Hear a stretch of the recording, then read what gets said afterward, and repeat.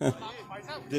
जो एक कृषि कानून अभी लागू हुआ है, आप इधर आइए ना। अभी आप मध्य प्रदेश चले जाइए। जी। अभी जो इस साल की जो लागू होने के बाद जो खरीद हुई है, उसमें 50 से 60% मंडियों में खरीद नहीं हुई है अब की यार, हुई नहीं। हुई नहीं है। रिपोर्ट उठा के देख लो आप। तो ये ही तो आज जो ये किसान यहाँ पे बैठा हुआ है, ये लोग बोल रहे हैं आंदोलन कर रहा। आंदोलन तो अभी दिल्ली करना है इन्होंने।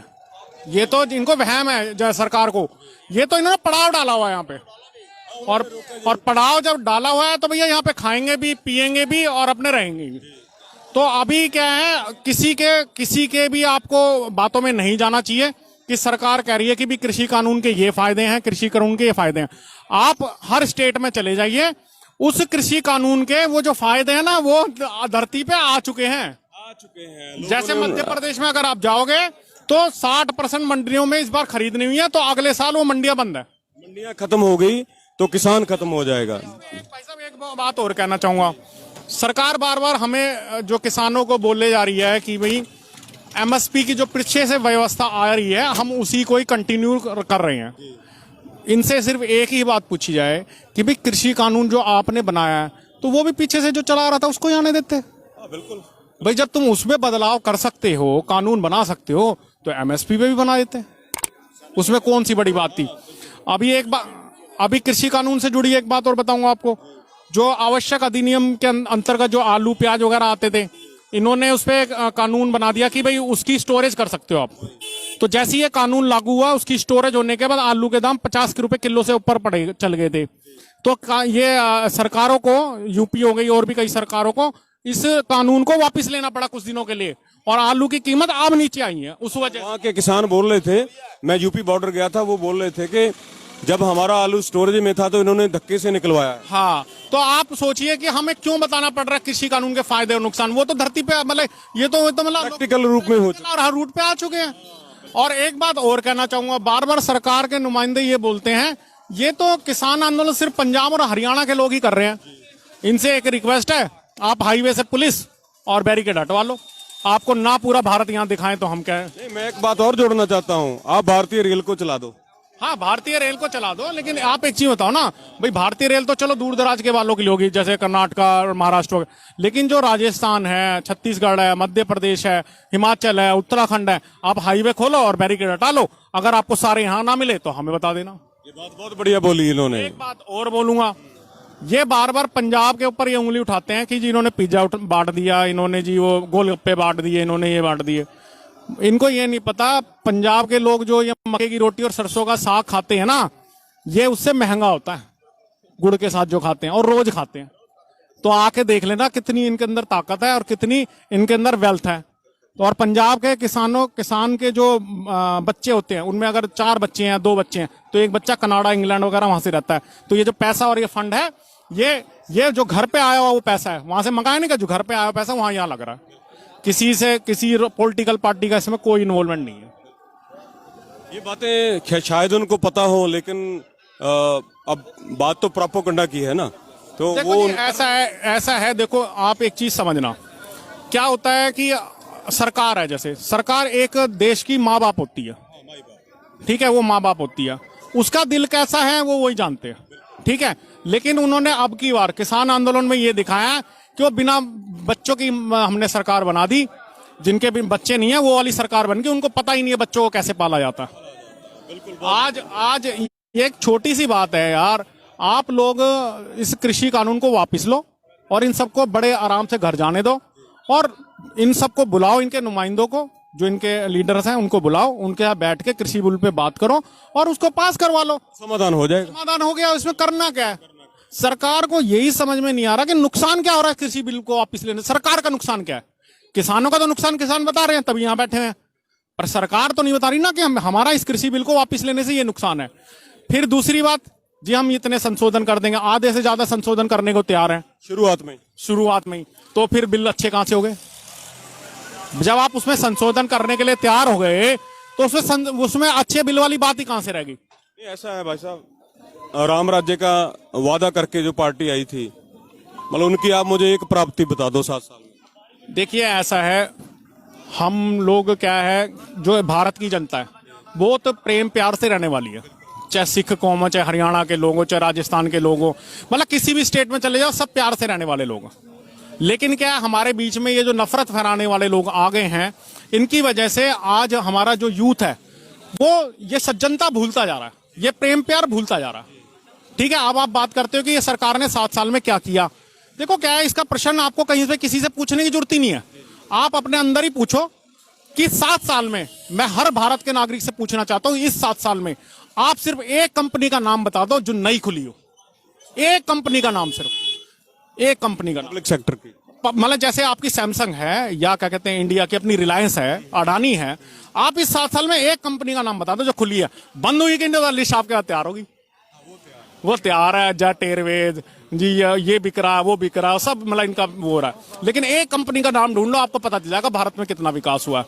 अब आते हैं जिन विकासों की ये बात करते हैं, ये कहते हैं जी हमने रोड बना दी, जी हमने ये बना दी। ये तो बनते आए हैं, कब नहीं बनते हैं, हमेशा। वो तो पब्लिक के हैं, वो तो हमेशा बनते आए हैं। वो क्या है, अब ये बोलेंगे जी आज से 10 साल पहले जी 10 किलोमीटर बनती थी सड़क, हम बना रहे हैं जी क्या कहते हैं 100 किलोमीटर। भाई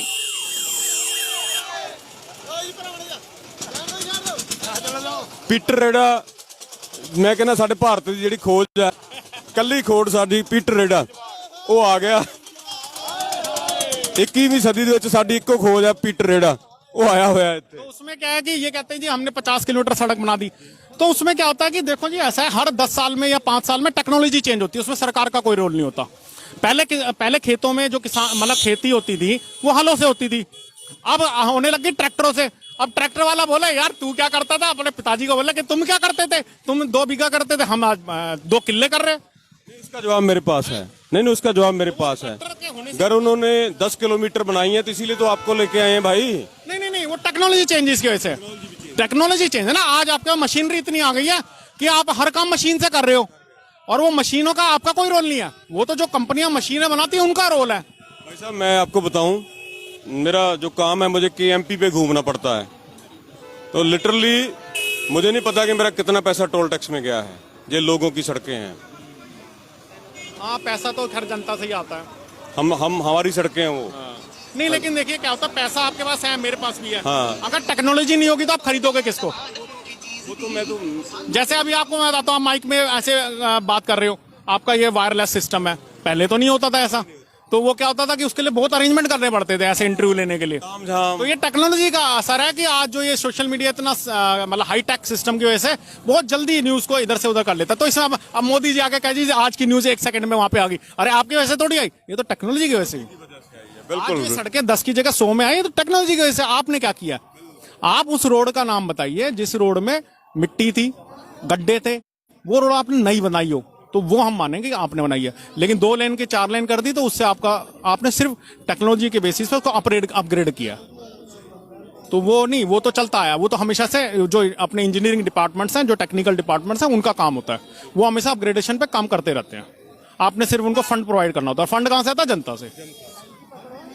तो ऐसे आज आपको बात करनी है, आप मोदी जी, आप आज अच्छा मौका था आपके पास जनता के बीच में अपना एक अच्छे मानव का इंसानियत को दिखाने का। आप इस कृषि कानून की वजह से जो आज ये हरियाणा पंजाब के लोग जो हाईवे पे आज परेशान है, सिंघू बॉर्डर पे, उनसे आप कहते हैं कृषि कानून वापस होएगा और मैं आपके लिए खड़ा हुआ हूं। आप उससे दूर भाग रहे हो, ऐसा क्यों है? ऐसा देखिए क्या है, जो राजनीति है ना उसमें सत्ता हासिल करने का एक मेन उनका मुख्य वो होता है। तो अब क्या है कि उनका जो सत्ता मिली है उनको, मोदी जी को, वो मुझे जो लगता है उनको सत्ता मिली है ये जो बड़े बड़े बिजनेसमैन है उनकी वजह से। आज उन बिजनेसमैन का इन पे दबाव है कि ये कृषि बिल, देखो ये तो सबको पता है कि अभी जो लॉकडाउन हुआ था उसमें हमारी GDP बहुत नीचे चली गई, -23%। और उसके अंदर जो हर सेक्टर के जो आंकड़े आए थे उसमें कृषि अपनी सेक्टर ऐसा ही था जिसकी GDP अच्छी थी। बिल्कुल, ये बचा रहा 3% के ऊपर इसकी पॉजिटिव में रही और सारी नेगेटिव में थी। तो अब क्या है कि हर बिजनेसमैन का यह है कि यार हम तो सारे मतलब कमा नहीं पा रहे थे पैसे, तो अब क्या करो, कृषि में भी घुस जाओ। तो ये जो कानून है ये पिछले दरवाजे से आया है। इसके लिए जिस सिस्टम का मतलब संसद के अंदर और राज्यसभा के अंदर जो सिस्टम अपनाना चाहिए था वहां पे वो नहीं हुआ है, वो सबको मालूम है। तो इनका ऐसा क्या कारण है कि ये इतने क्या कहते हैं इन बिजनेसमैन के आगे झुक रहे हैं? अपनी जनता के आगे झुके। बिजनेसमैन तो आज है कल नहीं है, जनता तो रोज रहेगी। अब आपको मैं आज एक हालात बताता हूं, ये कृषि बिल अगर इन्होंने ज्यादा लेट किया तो पूरा इंडिया इनके विरोध में आ जाएगा। ये मोदी जी को समझना पड़ेगा। और दूसरी बात है, पंजाब में भाजपा, संघ, अदानी, अंबानी सब गायब। हरियाणा में क्या हालात रहे? हरियाणा में भी धीरे धीरे हालात बदलते जा रहे हैं, क्योंकि यहाँ पे क्या है कि देखिए क्या होता है कि पंजाब में जो है वहां पे आपको तानाशाही नजर नहीं आएगी किसी भी सरकार की, लेकिन हरियाणा में तानाशाही है। जैसे कि आप लोग ही मतलब यहाँ से पंजाब से जब दिल्ली जाना चाह रहे थे तो इन्होंने हाईवे की वो गड्ढे खुदवा दिए, जगह जगह बैरिकेड, पुलिस खड़ी कर दी कि भाई ये लोग है ना वहां दिल्ली नहीं पहुंचने चाहिए। तो ये तानाशाही तो है, बिल्कुल। तो ये जो तानाशाही है ये हर जगह, किसी को इकट्ठा नहीं होने दे रहे, हर जगह 144 लगा देते हैं। यूपी में भी ऐसा ही है, सब जगह। मतलब क्या उन लोगों को इकट्ठा होकर आने नहीं दे रहे यहाँ पे। लेकिन यहाँ पे जो पंजाब के लोग यहाँ तक पहुंच गए बॉर्डर तक, वो उनकी यूनिटी थी सिख कौम की जो वहां तक पहुंचे। भगत सिंह का उन्होंने जोश दिखाया जो वहां तक पहुंचे। आज यही जो सरकार है ना, इस भगत सिंह की कौम को बताती है गांधी जी की तरह जियो। और गांधी जी के जब इस देश के अंदर बड़ा वो होता था तो कहते थे भगत सिंह नमन करो है। आज बदल गए लोग, मतलब भगत सिंह की तरह आज लोग आके खड़े हो गए तो इनको बुरे लग रहे हैं, कह रहे नहीं गांधी जी की तरह आप हो रहे हो। ये तो मतलब क्या है कि इनका तो जहां पे जो मन करता है वो बोल देते हैं, जो मन करेगा वही बोल देंगे। ठीक है, ये पब्लिक है, सब जानती है, ये पब्लिक है। सो मैं दलजीत सिंह, नगारा टीवी डेली लाइव ਤੁਹਾਡੇ ਲਈ ਲੈ ਕੇ ਹਾਜ਼ਰ ਸੀ ਸਿੰਘੂ ਬਾਰਡਰ ਤੋਂ। ਕੈਮਰਾਮੈਨ ਵੀ ਰਣਜੋਤ ਦੇ ਨਾਲ। Thank you very much.